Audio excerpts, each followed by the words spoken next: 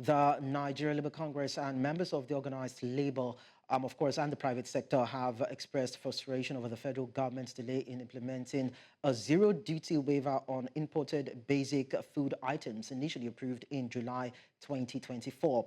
The policy aimed at mitigating soaring food prices has not been enforced, raising concerns among stakeholders about worsening food inflation and economic hardship. Despite the policy's intent, food prices remain high, with a 50-kilogram bag of rice now costing over 4 times its price before the current administration came on board. And now, joining me from Abeokuta, Ogun State in Nigeria, Dr. Femi Egbesola is the President, Association of Small Business Owners of Nigeria. Thank you so much, Dr. Egbesola, for joining us on Business Edge. Thank you for having me. Of course, it's been about 6 months since that announcement on the zero-duty waiver. Now, this is December. We're already wrapping up the year. What went wrong with the policy implementation for that waiver on imported food items, despite its announcement? And what are the potential roadblocks? Well, it's unfortunate that even as at now, we have not really experienced the waiver on this certain highlighted food items that are to be imported to solve food crisis that we have in the nation. It's been a back and forth movement from pushing blames to each other. The Nigerian Custom did say that the Minister of Finance has not actually given them the framework to work with, and they need to have that before they can also begin to implement. They also mentioned that it is not everybody that can benefit from the waiver, that there are certain individuals and companies that can benefit. And it is for the Ministry of Finance to be able to highlight these different companies or organizations that can benefit before they can begin to implement. These are the two major issues that the Nigerian Customs Service raised. And it's unfortunate that there's no synergy sometimes among ministries and agencies of government to be able to deliver, particularly what will be of the benefits to the common man on the street. It's a 150-day window, like you did mention, it's going to elapse in the next 1 or 2 days. And it's a sorry case that we are still having very high price of food in the country because the standard practice everywhere in the world is that government should be interested in ensuring that its citizens has affordable and accessible food and are able to enjoy food without any hindrance. In many countries, food is being subsidized by government. We would have expected that even beyond the removal of the waiver or the import duty waiver on food, that government should have even gone ahead to subsidize food so that a lot of us can have it. Yes, we remember that government did provided a 40,000 naira bag of rice, but that's a drop in the ocean. Many of Nigerians did not really get access to that. We expected more, not just on rice, but many of the common man food that we consume from the day to day. We also expect that a policy like this, removing waiver from food, should have been implemented even within 24, 48 hours from after its pronouncement by the president. It's unfortunate that it is still like this. And as much as we continue to have food inflation, we will not be able to arrest other inflation that is going around it because food is now the major driver of inflation. It's about over 40% at the moment, and it's going to continue to drive other sectors, and that is not what we want. If government is really deliberate about reducing the inflation rates, then it should also be ready to put all hands on deck to ensure that food prices comes down, is being subsidized, and other policies have been put on the table to ensure that food is affordable and accessible to every Nigerians. Okay, well, we actually learned that the Nigeria Customs Service mentioned in one of the reports that no approvals have been issued for that particular directive to take place. Does it reek of insincerity on the part of government, looking at the time it was announced and the fact that nothing has been done about it? Or maybe the government is looking at how it's going to impact local production. I'm just thinking wide here. Well, I want to believe that the president meant well for him to have announced the waiver. He must have meant well for Nigerians, particularly for the poor Nigerians. I want to also believe that it is those that are in the value chain that are not making it work. That's my perception about it. I want to believe that it is those in that value chain that are not making it work. particularly starting from the Ministry of Finance, because all not start from that ministry. It is no gainsaying that we must just ensure that food is affordable to Nigerians. And the way it is now, many Nigerians cannot afford food. They cannot put food on their table, and that's why you see when there are palliatives and people are sharing stipends for food and other basic things. So many Nigerians rush there to the point of getting stampeded and dying. That's the way it is now. The situation is that worse. And we want to also understand that without really having the document to work with, it may be very impossible for Nigerian Customs Service to begin to implement. That I want to understand too. And at the same time, too, we also must understand that it is not just the Ministry of Finance that should be on this. We have other ministries that are related to food. We have Ministry of Agriculture.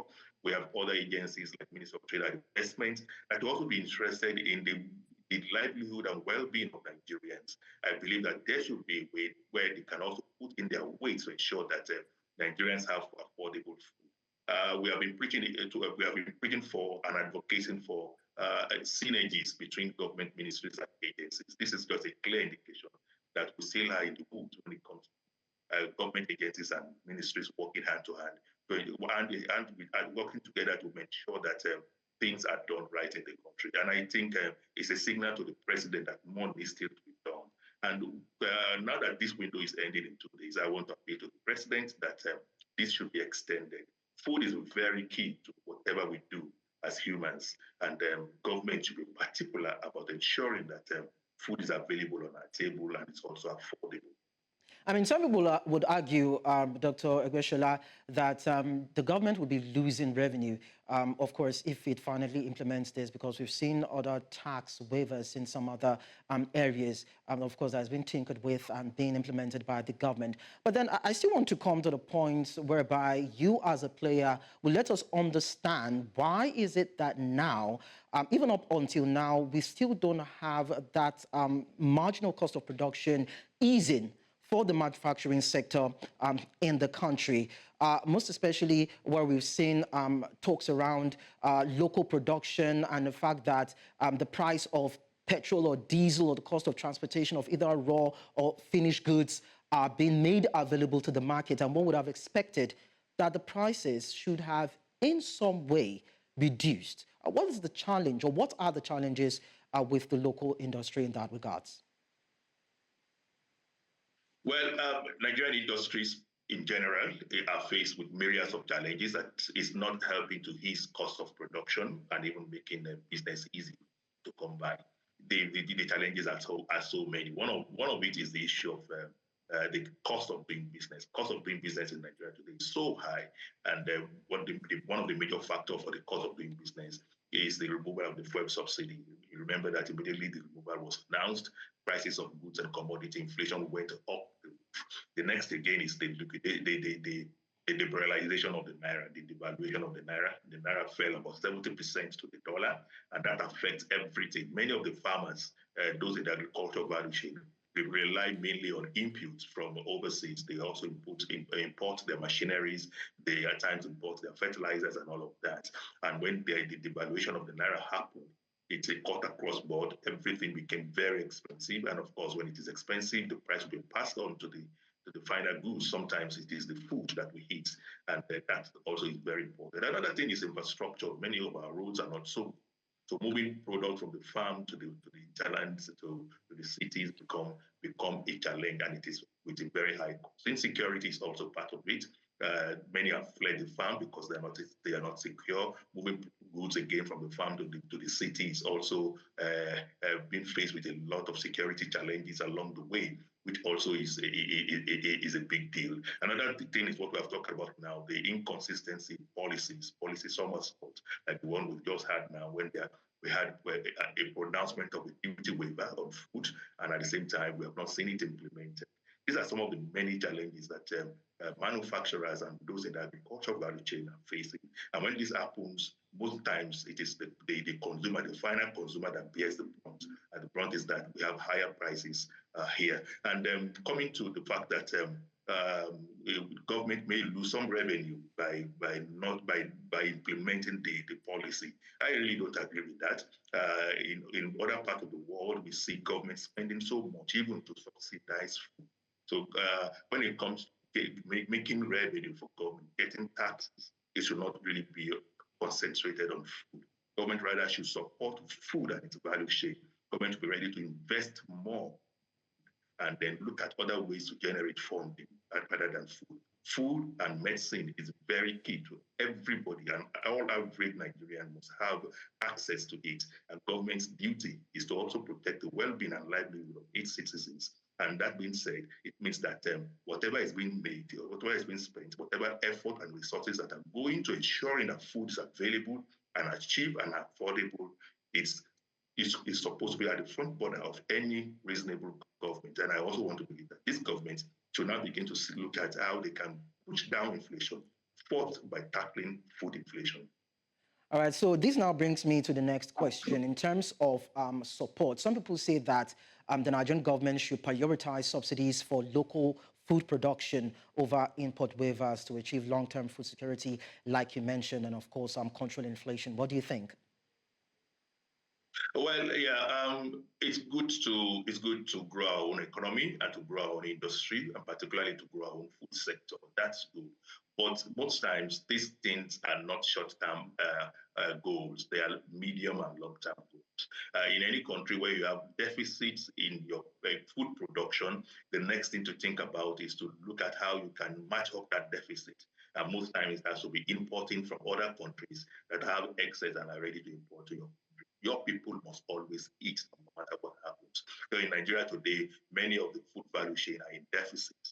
Talk of rice, talk of millet, talk of maize, talk of wheat, and all of that. Quite a number of the staple food we have in Nigeria are in deficit. So first, the government must immediately tackle that by importing, no matter what the cost is. They must import, and if it is necessary for them to subsidize it so that it can be affordable, they have to also do that. While they are also looking at how to incentivize the local agricultural value chain so that in the next few years we will be self-dependent. We will not need to import again, but rather be exporting to other countries. And one malaise that I've also seen in our country is that while we are crying of food shortages, where we do not have enough production to cater for the local consumption, you see us exporting some of this to other countries. Now begin to wonder, why will you be want to say we export just because you want to? These are some of the concerns that government really needs to look at and address so that we will have food stability. When we have food stability, when we have enough for us to grow and eat for ourselves, you will see that inflation will begin to drop naturally. We need to begin to look inward in 2025 and see how we can become more innovative and creative in solving our collective problems, particularly that of food.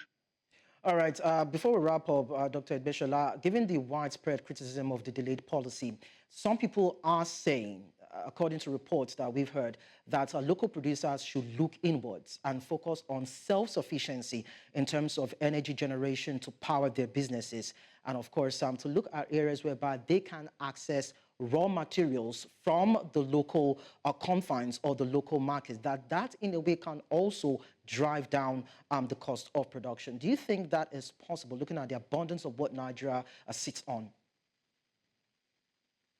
Yes, it is possible, but Nigeria is a different country, if I must say. First is the fact that, yes, we all want to be self-dependent. We want to produce what we eat and eat what we produce. And that's the best way to go about it. But if you look at the demography of the MSMEs, who mainly are part of the agricultural value chain, you discover that 87% of them are in the nano, micro, and small sector category, while just 30% are the larger companies organization. What am I trying to say is that's the fact that these 87% are very small companies that really do not have enough fund to work.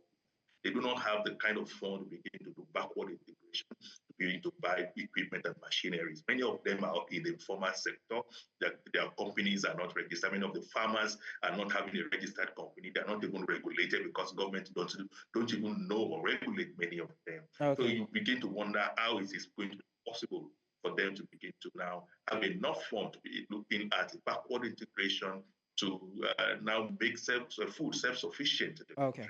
Again, also, when you look at those organizations, those larger organizations that were able to have enough funds to do backward integration, they were doing it some years past because there was import ban on some food products. But when this government came in, we have the lifting of the ban, and some of these food products began to come in at the expense of those who have invested so much in machineries locally to ensure that there's backward integration. That's another policy summary.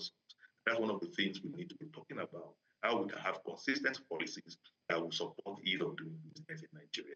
All right, Dr. Femi Egbesola, President, Association of Small Business Owners of Nigeria, thank you so much for your time on the show.